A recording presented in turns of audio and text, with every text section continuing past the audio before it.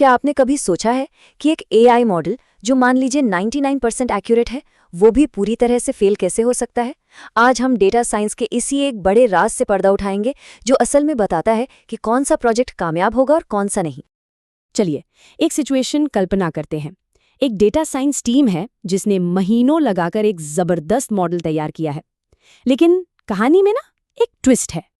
तो सवाल यही है, एक मॉडल जो टेक्निकली मतलब कागज पर तो एकदम परफेक्ट है, उससे बिजनेस वाले एक बड़ी नाकामी क्यों मान सकते हैं? यही वो पहेली है जो डेटा साइंस की दुनिया में सबसे बड़ी चुनौतियों में से एक है।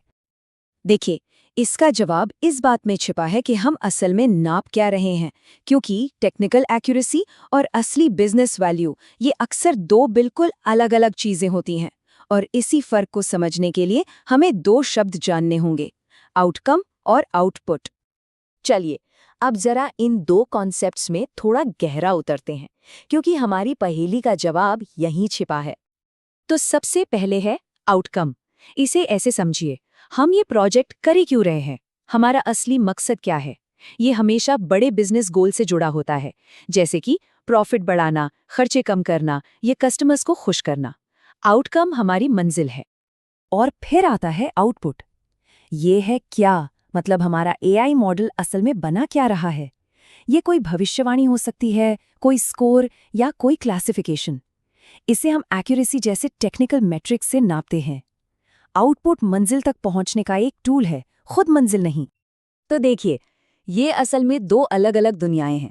एक तरफ है बिजनेस का लक्ष्य यानी हमारा आउटकम, और दूसरी तरफ है मॉडल की अपनी परफॉर्मेंस मतलब आउटपुट। असली कामयाबी पता है कब मिलती है? जब इन दोनों दुनियाओं के बीच एक मजबूत पुल बन जाता है। ये सब सुनने में तो अच्छा लगता है, लेकिन असल दुनिया में ये दिखता कैसा है? चलिए दो बहुत ही अलग अलग इंडस्ट्रीज के उदाहरणों से इसे और अच्छे से समझते हैं।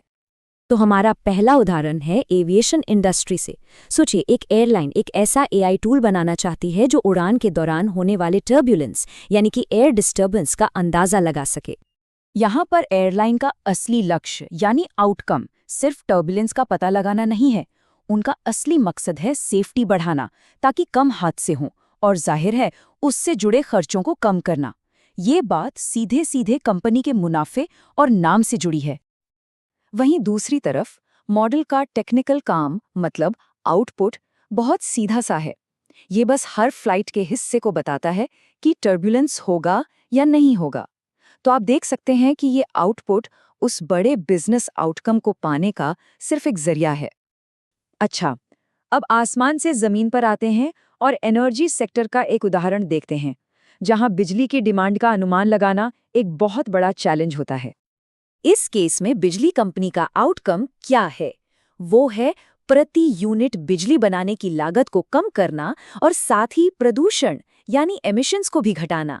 इससे न सिर्फ पैसे बचते हैं, बल्कि ये एनवायरनमेंट के लिए भी बेहतर है। और मॉडल का आउटपुट, वो तो बस एक नंबर है। अगले घंटे या अगले दिन कितनी बिजली की जरूरत पड़ेगी, इसका एक अनुमान।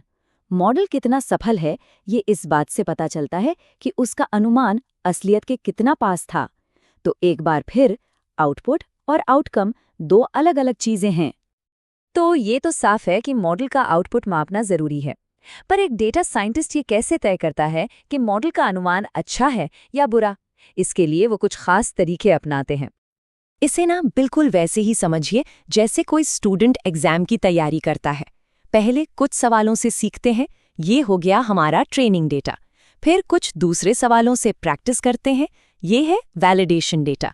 और आखिर में असली एग्जाम उन सवालों से होता है जो पहले कभी देखे ही नहीं, और यही है हमारा टेस्ट डेटा।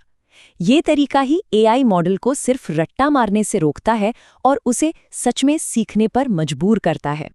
अच्छा, जब हम भविष्यवाणी में हुई गलतियों को नापते हैं तो एक बहुत पॉपुलर तरीका है मीन स्क्वेयर्ड एरर या MSE। इसकी खास बात यह है कि ये छोटी मोटी गलतियों को तो ठीक है, इग्नोर कर देता है, लेकिन अगर मॉडल कोई बहुत बड़ी गलती कर दे तो उसे बहुत ज़्यादा सज़ा देता है। ये उन सिचुएशंस में काम आता है जहां एक बड़ी गलती बहुत महंगी पड़ सकती है। इसका एक और विकल्प है मीन एब्सोल्यूट एरर या MAE। ये MSE के मुकाबले काफ़ी सीधा साधा है। ये हर गलती को बराबर मानता है, चाहे वो छोटी हो या बड़ी। ये तब काम आता है जब हर गलती का असर लगभग एक जैसा ही हो। जरा इस टेबल को देखिए। दोनों सिनारियोज में एवरेज गलती यानी MA 1.4 ही है, लेकिन सिनारियो बी में जहां एक ही बड़ी गलती 7 की हुई है, वहां MSE उछलकर 9.8 हो गया है। इससे पता चलता है कि MSE बड़ी गलतियों को लेकर कितना सेंसिटिव है। तो इन सब टेक्निकल बातों का असली मतलब क्या है? चलिए इस सब को जोड़कर सबसे बड़े सबक पर आते हैं। अगर इस पूरी चर्चा से सिर्फ एक बात याद रखनी हो तो वो ये है, हमारा लक्ष्य सिर्फ एक मॉडल बनाना नहीं है। हमारा लक्ष्य एक असली दुनिया की प्रॉब्लम को सॉल्व करना है। मॉडल तो उस सॉल्यूशन का बस एक हिस्सा है। इसका मतलब ये है कि जो सबसे कामयाब प्रोजेक्ट्स होते हैं ना, उनकी शुरुआत हमेशा आउटकम से होती है। पहले ये तय किया जाता है कि हमें हासिल क्या करना है, और फिर ये सोचा जाता है कि उस लक्ष्य तक पहुंचने के लिए कौन सा टेक्निकल आउटपुट सबसे सही रहेगा।